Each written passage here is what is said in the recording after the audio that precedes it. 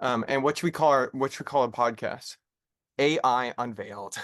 Well, hello. I'm Justin. I'm joined by my brother Jeremy, and this is the AI Unveiled podcast. Brilliant AI generated name for podcast on AI. I am a senior at Temple University. I've been studying film, but I've also had been interested in tech for a long time. I fly drones. I don't know, mess around in my computer, figure out all the settings, and of course, play with recent developments in AI. Jeremy, can you tell me a little bit about yourself? My name is Jeremy Zay. I am a computer science major at Wesleyan University, and I rely pretty heavily on ChatGPT, maybe too heavily sometimes, I think, to do my homework. And sometimes in some ways, it really helps me, but in some ways, I think I actually sabotage So, myself.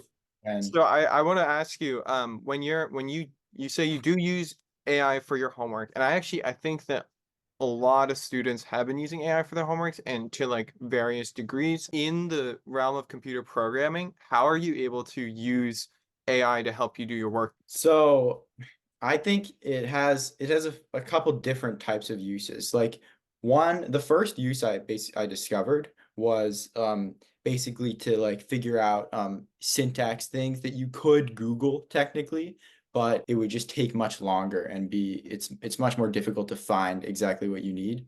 Um, and you can get away with using like the free version of ChatGPT. But if you want to do anything like much like anything higher level then you pretty much need to use like the ChatGPT plus. So pretty much what you're doing is you're using it as a sort of research assistant and less so as just bypassing hard questions by putting them into AI. You're actually using it as part of your problem solving process in a way that you would consider ethical and that you would be comfortable telling your professors about. So I would, yeah, I would. So what I just described to you, yeah, I would definitely there's no doubt I would say that's definitely ethical, and I wouldn't have any problems telling my professors. Some of the more questionable things I do is I will like upload a file like the assignment file to ChatGPT and also upload the textbook so I can it like basically is It takes the like class for you. yeah, because like I don't always I can't don't have time to read like the entire textbook. So Oh, so it's then you make it like summarize the textbook. yeah. But I generally don't have it write actual functions for me unless it's like a very last resort and I'm like desperate. But I would say I have barely ever done that. Well, from looking at like your history in the GPT app, it looks like when you're asking it to solve computer programming question problems, it doesn't so much as write the whole thing for you as it gives you a like step-by-step instructions on how to do the process and then also gives you lines of code that you need to put in or like gives you formulas that you, right? Like it's not like going to just do everything for you, at least at its current state, right? Yeah, definitely. It is not nearly good enough at this state to like you ask it to write like a complex program with that's not just like write a function to like do some simple operation. It can't no, it definitely can't write like a high level program without bugs that has like multiple different like parts to it. Mhm. But it can, I mean, like I don't think I even really like I'm trying to think of what I actually have used it like what I use it for like my computer programming classes, like what exactly I use it for. Like I mean, honestly, I would say I mainly use it to like um explain concepts to me um and or find like things in the textbook or basically like so it's like an index or a sort of like replacement for YouTube tutorials in a way.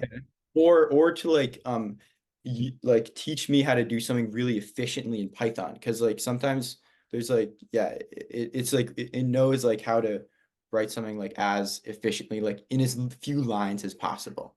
Hmm. Like so it just like it like it teaches me how to like program better. But Okay. I would say I don't tell it to like write the entire program, partially because I enjoy like the process of coming up with the program. But I'm sure there are other people that just like have ChatGPT write it for them. Yeah, but I mean, I feel like they're gonna run into some problems in the future in their like workplace when, they don't have any ability to do anything further than what they can tell the AI to do. So they're not gonna actually stand out within their industry. Mhm. But on that note, I actually want to kind of pivot to like what's the impact AI is gonna have on jobs and the environment. And specifically, so I want to like read you a quote from Sam Altman, the creator of GBT, who's like basically the biggest name in AI right now. And he says every tech revolution leads to job change. In 2 generations, we can adapt to any amount of labor market change, and there are new jobs, and they are usually better. This is going to happen here too. Some jobs are going to go away. There will be new, better jobs that are difficult to imagine today. I want to talk about like what jobs, first of all, what jobs we think are going to kind of be obsolete and who's going to be out of a job in, the coming years.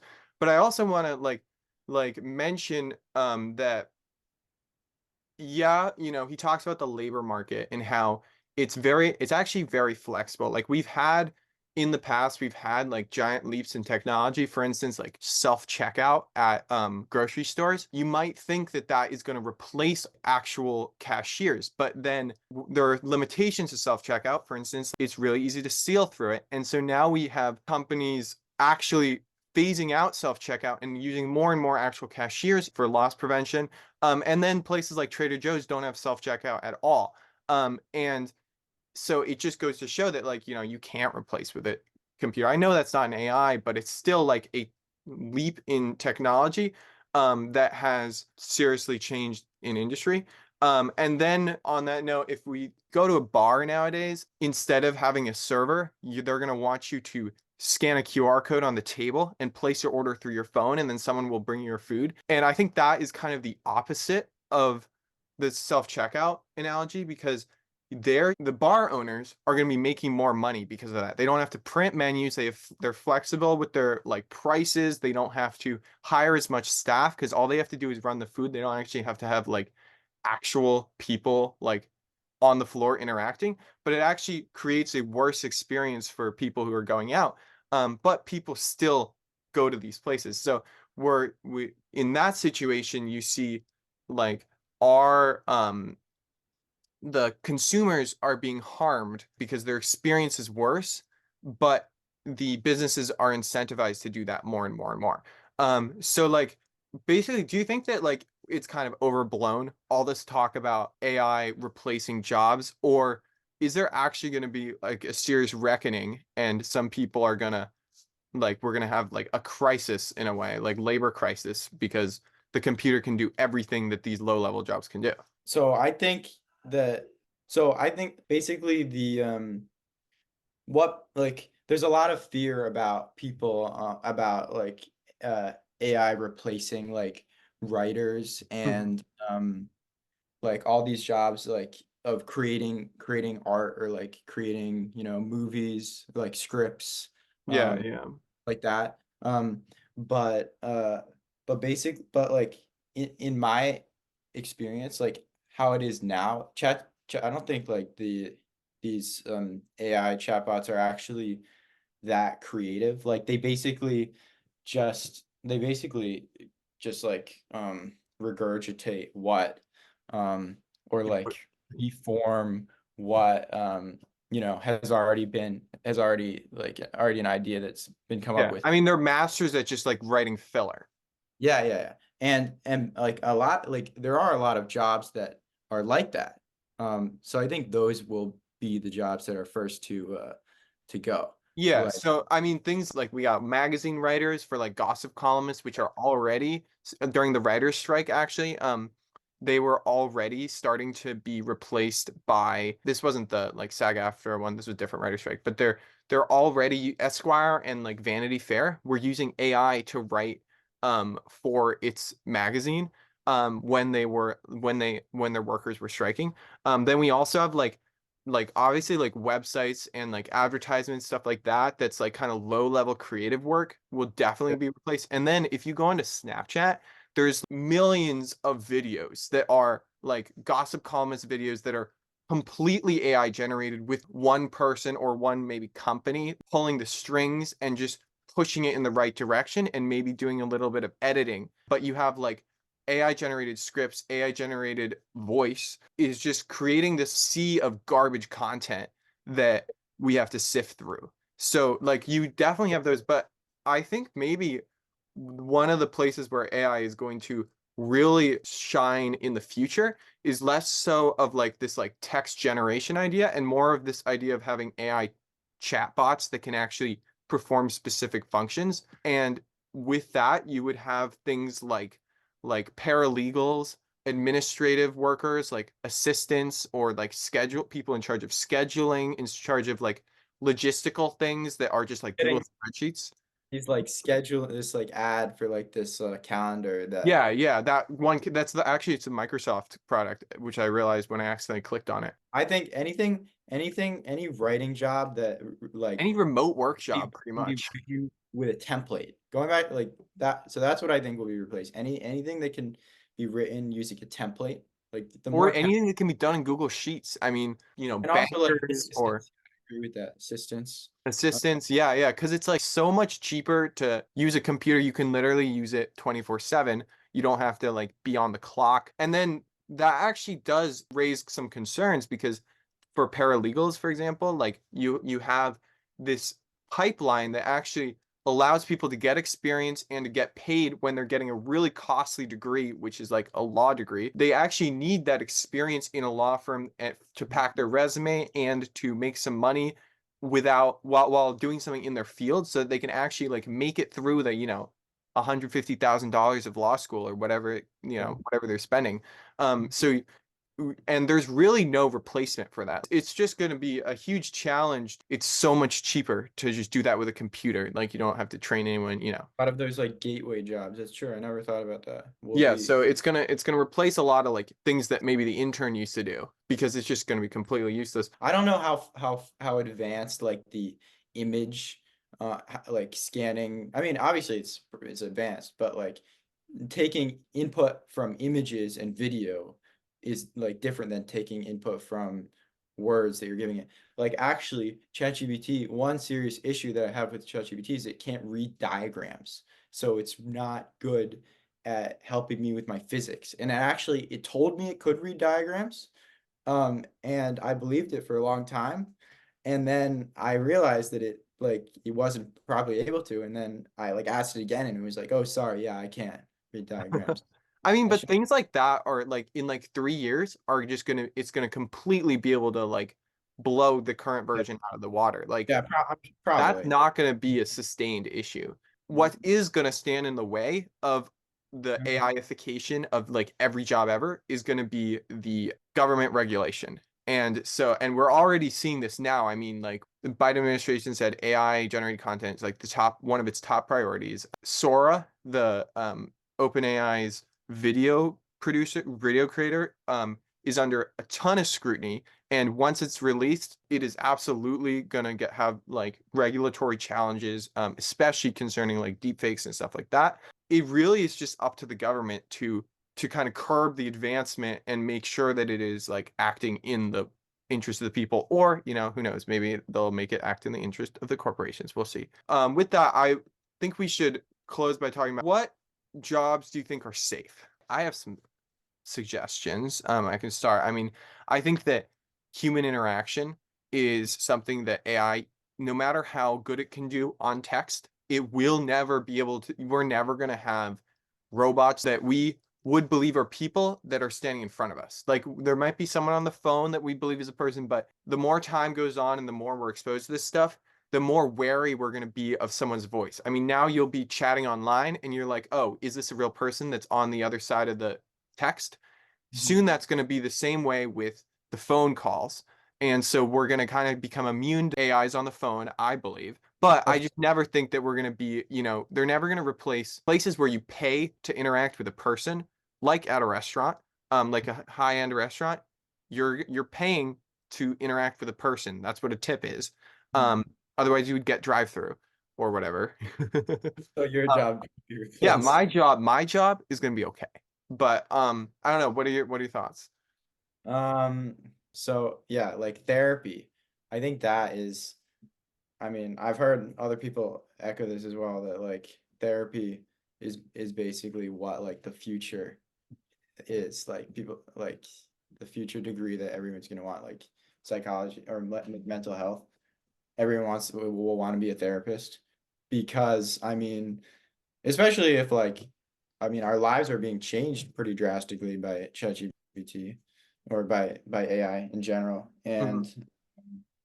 Uh and like, people jobs are gonna be replaced and then they're gonna be, depressed because I don't know, Because they're say poor. I don't know. I mean, therapy also just mental health drives care and that. healthcare stuff. Like I went to the doctor, my eyeball recently, and there is nothing like being kind of sick with something or just unwell and going to the doctor and you get this like very genuine, they take care of you and it's a person that does it and you don't feel like even though you have to jump through a bunch of administrative hoops that's really frustrating, when you interact with the people, they're very good at calming you down and helping you through things. And that's just something I don't think that a computer would ever be able to do. I mean, go on WebMD and try to diagnose yourself, and you will not be feeling better than Yeah, before you got on the yeah, computer. I totally You know, agree. They and don't have that's the same empathy. yeah, That yeah. So empathy, so like, and then with the mental health, yeah, they can read your text. They could probably scan all your texts and like diagnose you with something, but they're not going to be able to, number one, get through to you. And they're also not going to be able to like read your emotions and respond appropriately. I mean, they're not capable of delivering empathy. And no matter how advanced they become, and no matter how, realistic they look on the computer, you're going to know that they don't have a soul. So like, I think you know, the soul is gonna always be lacking of the AI. And I don't know if you wanted to like talk about the creative field because yeah. see, I used to think that creatives will never be replaced with AI, but Mhm. I don't know. I saw the Sora demonstrations and I saw how it was able to edit. And in the future, it's going to have sound. It's going to be so customizable. I don't know. I mean, I think that there's going to be a lot of like low level, I guess, remote work jobs, like commercials or whatever, that are going to be created with AI. And the industry that will survive is wedding videos or event videographers or broadcasting, like, sports broadcasting. Stuff like that is going to be okay because it's real things. But anything that you just need to fabricate a video out of thin air, like that is going to be replaced by the Yeah, computer. yeah, I agree. Like I think even how it is now, like it's such an early stage and it's already able to create like pretty like beautiful things actually. Yeah. Uh, I mean, those like videos the that puppies in even the the snow. hmm? It's so beautiful, like the puppies in the snow. Yeah, well, I mean, that's what I was gonna say. Even the like puppies in the snow, the puppies that were like multiplying, like that was a problem. I thought that was hilarious and actually something that I would rather see than a bunch of random puppies frolic.